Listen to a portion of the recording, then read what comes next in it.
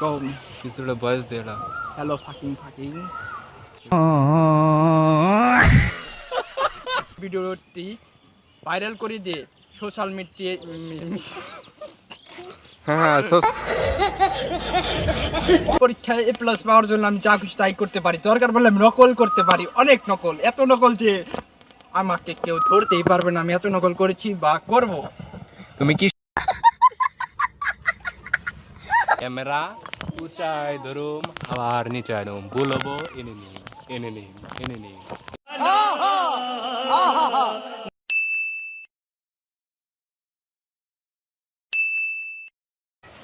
কিছুটা কে দে, কম কিছুটা বয়স দে না। হ্যালো ফাকিং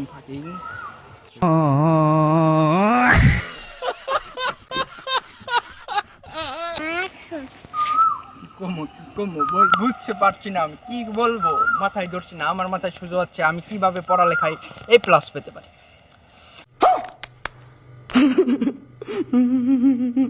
তারপর আরো কিছু পরীক্ষায় এ প্লাস পাওয়ার জন্য আমি যা খুশি তাই করতে পারি, দরকার বলে আমি নকল করতে পারি, অনেক নকল, এত নকল যে আমাকে কেউ ধরতেই পারবে না। আমি এত নকল করেছি বা করব। তুমি কি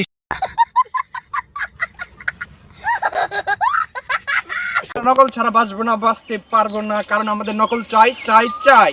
এই নকল ছাড়া কোনো কাজই হবে না, না হলে আমরা সবাই ফেল করে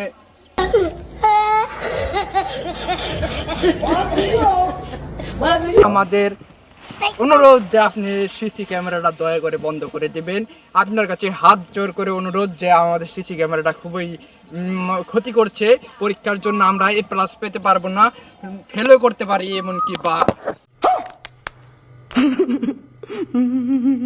হেলিকপ্টার মন্ত্রীকে আমি এই কথাটা জানাচ্ছি। সে, আপনারা আমার কথা শুনে বুঝতে পারছেন যে সে কে। কিরে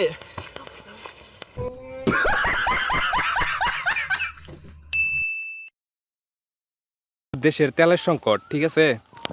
সো দেশের যে তেলের সংকট, এটা কি কারণে হইলো এবং এর প্রভাবটা কি এবং কি কি কারণে আমরা বুঝতেছি তেলের সংকট হয়েছে, এই সম্বন্ধে কিছু এটা বল।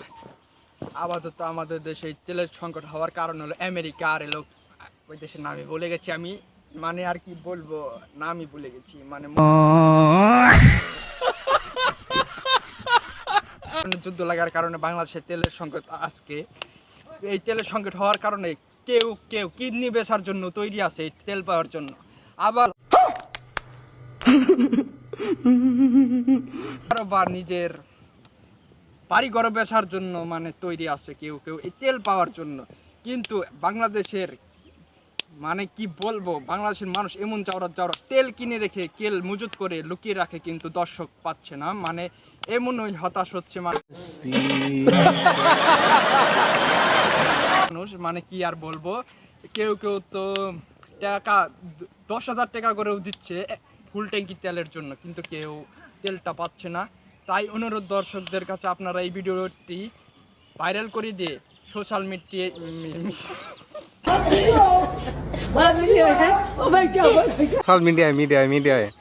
সোশ্যাল মিডিয়ায় তারপর তারপর সোশ্যাল মিডিয়ায় ছড়িয়ে দিবেন এই ভিডিওটা। আপনাদের কাছে খুবই অনুরোধ রইল আমার তরফ থেকে।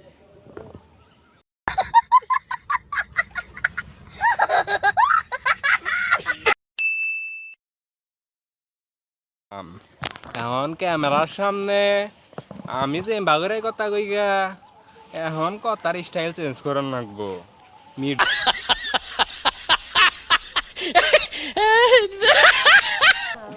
দেখা যায় না চেহারা আমার। এই যে ছোট ভাই বললো ক্যামেরায়, বললাম আরে দেখা যায় না, আমি আজকে থেকে বাগের কথা কো ভাইরাল হয়ে যামগা।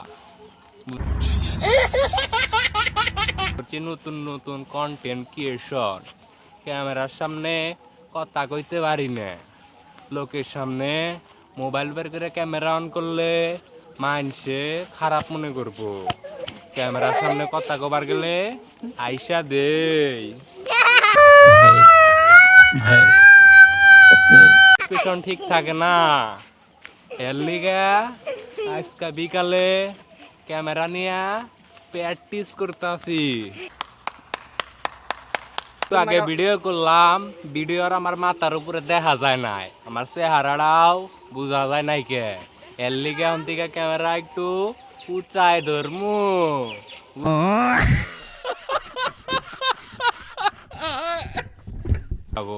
ক্যামেরা উঁচাই ধরুম আবার নিচে আনুম, বলবো এনে নিন এনে নিন এনে নিন।